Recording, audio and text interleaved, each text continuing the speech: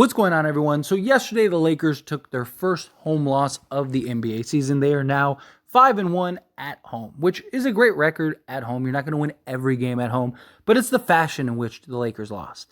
I mean, it was terrible. Lakers had such a great game and immediately went right back into the habits that we saw throughout the previous, 9 games or whatever, 10 games. And it's just, you put on such a beautiful display. And I understand it's the Memphis Grizzlies. I understand they're the worst team in the league. I understand all that. But it was the way we played, right? Sharing the basketball. Yes, we were shooting the lights out, but also it was because the ball wasn't sticking.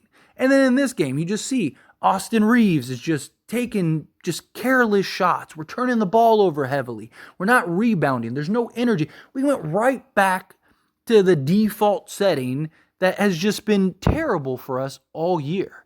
And more so than anything, Anthony Davis, he's got to be better, right? Now, look, I understand people, Anthony Davis, he's inconsistent. That hadn't been the case this year, right? Anthony Davis had been really good this year, right? Outside of that second half of the Denver Nuggets game, Anthony Davis was fantastic and has been very consistent all season. But then he just comes out and he lays this complete dud against Sacramento. I mean, he might as well not even have been out there. I mean, he was unplayable. Defensively, he had some solid moments. He got some block shots, but even like on the defensive end, he was just getting absolutely abused, right? Sabonis made him his son. It was a terrible display. I mean, you are a superstar center, top 10 player in the league when you're on. And you come out here and give us 9 points, 9 rebounds, 1 assist, 3 of 9. Dude, Anthony Davis was cooking the last few games, sharing the basketball, giving 5-6 assists a game. We were playing inside. And look, they were trying to collapse on him. They were trying to make things difficult on AD. But you got to find a way, man. You got to be more assertive. You got to demand the basketball, right? I love the 4 blocks, but I hate the 5 turnovers. You're being careless with the basketball.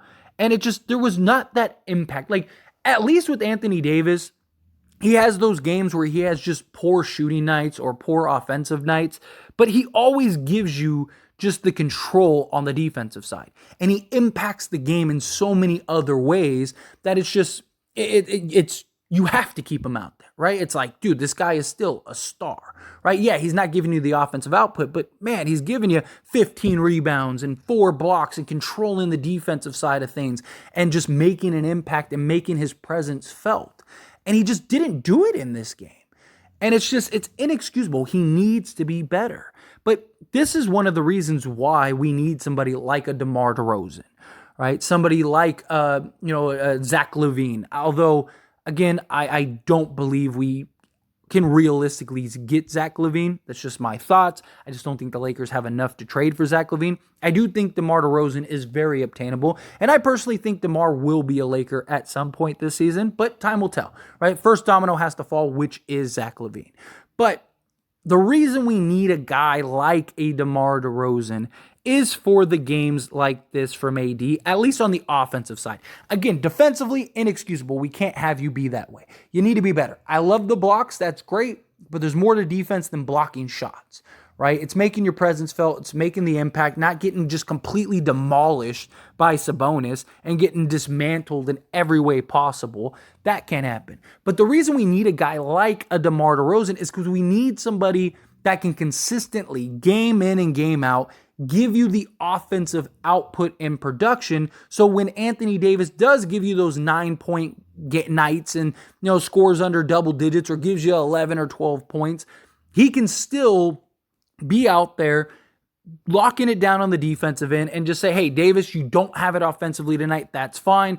We just need you to put all of your eggs into the defensive basket and let DeMar DeRozan, LeBron James, and whoever else we have, whether it's D'Lo or Rui, or if we end up trading both, then maybe Reaves can get going, although he was atrocious this game too. I know if you look at like just the box score, he almost had a triple-double, but he was really bad, really, really bad. Turnovers, just careless, terrible shot selection, all of that. I mean, Austin Reaves had been brilliant the last few games and then just came out and looked like a guy that struggled this season.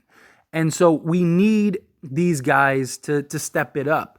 But that's why I like the idea of going and obtaining a DeMar or going and obtaining whomever, right? If we could get a Paul George or a Kawhi Leonard, if they start to sell off those pieces, or Levine, if whatever, whoever it is, we need another consistent go-to scorer that can allow us to just rattle off some wins here, right? And help in these moments where, hey, like Anthony Davis just doesn't have it.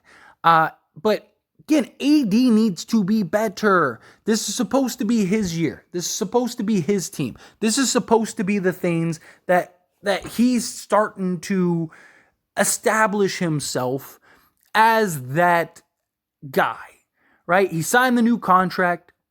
We only have LeBron James for so long, right? We're already ridiculously reliant on LeBron, which is bad in and of itself.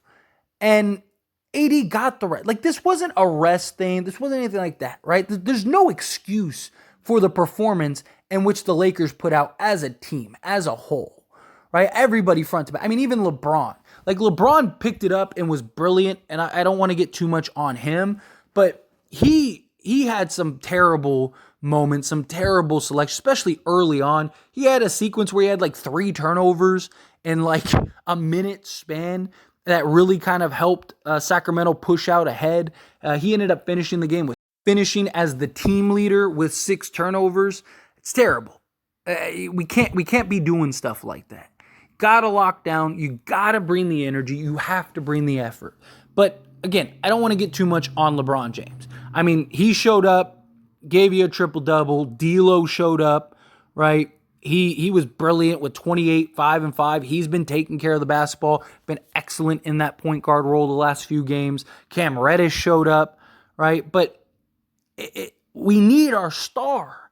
We need our guy, right? Like, you're supposed to be the cornerstone for now and post LeBron James.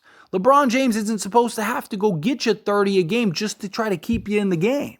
That's not supposed to be the case. It's not what's supposed to happen. And yet that seems to be what is happening. And look, I'm not saying this doesn't mean, oh, we need to trade Anthony Davis. Like, I've already seen all the talks of like, oh, that's it. This is why AD's got to go. Like, stop. I understand we like to live in the moment. I understand we like and have our frustrations. I am frustrated just like anybody else. I am disappointed just like anybody else. But Anthony Davis is too good, too impactful. You're not going to get somebody that's going to be able to come in and replace the production that he gives you, especially on the defensive side. The offense is an added bonus, right? He is so impactful defensively. I know he wasn't in the Kings game, and I get it. It's frustrating. But again, we have to let cooler heads prevail. We can't get too far ahead of ourselves. But in the same breath, we need Anthony Davis to be consistent. I'm not saying he has to go and give us 30 every night, but if he gives us 20 this game, this is probably a completely different game, right? I know we lost by 15, and it's like, well, you know, if AD gives you another 11, then you still lose by 4. But again, it's the way he would have went about it. We might have not have went in the hole that we got into. The game might have been tighter, which means, you know, possessions are different. Guys aren't just chucking up threes the way that they might have, you know, when you're down 26 trying to, you know, pull off a miracle here, right? Like, everything changes. The way Sacramento plays would change. Like, everything is just completely different if Anthony Davis is midway through that fourth and he has 18 to 20 points, right? All of a sudden, maybe that game, when we got it to, what was it, like 9 or whatever, right? Maybe if we get it, if Anthony Davis has 20, maybe that's a tie game. Maybe that's, you know, a 4-point game. Like, whatever, right? It changes everything. And we need to be able to rely on AD. We need that dominant AD. Again, I'm not saying he has to go and give you 30 every single night, but he needs to be in at least the 20s. Like, a bad game for AD should be 18 to 22 points, right? That's the difference between a guy like a Giannis or an Embiid or whatever, right?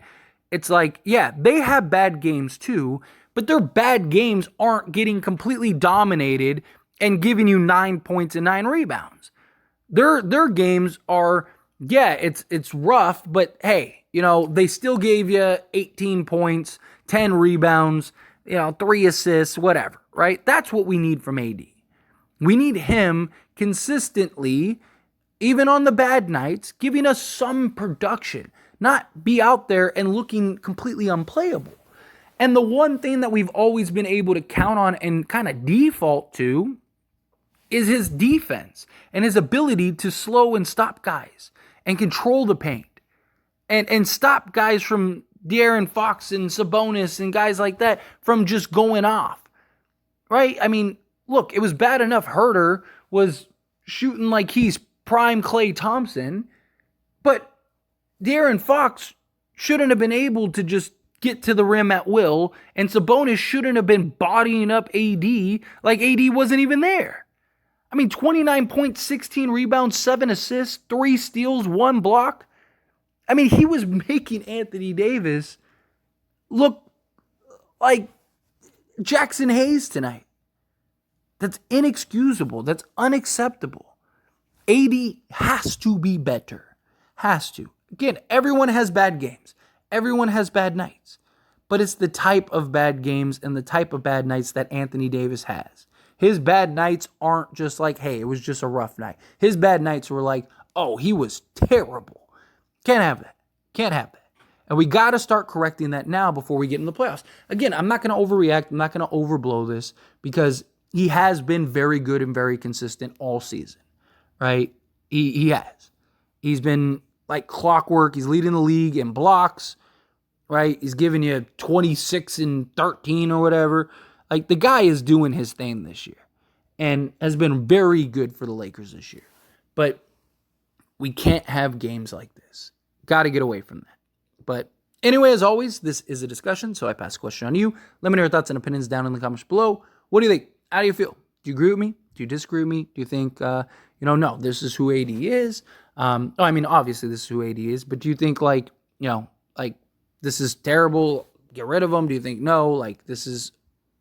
You kind of agree with me, like, hey, we got to keep them. It's just a bad game. However you feel, whatever thoughts are, I'd love to hear it. Let me know down in the comments below. That being said, if you haven't liked this video, hit that like button. Helps me out a lot. Lets me know you enjoy these types of videos, and I truly appreciate it. If you're not subscribed to the channel, hit that subscribe button. Turn on the bell notifications. I appreciate you all. See you in the next one. Thank you.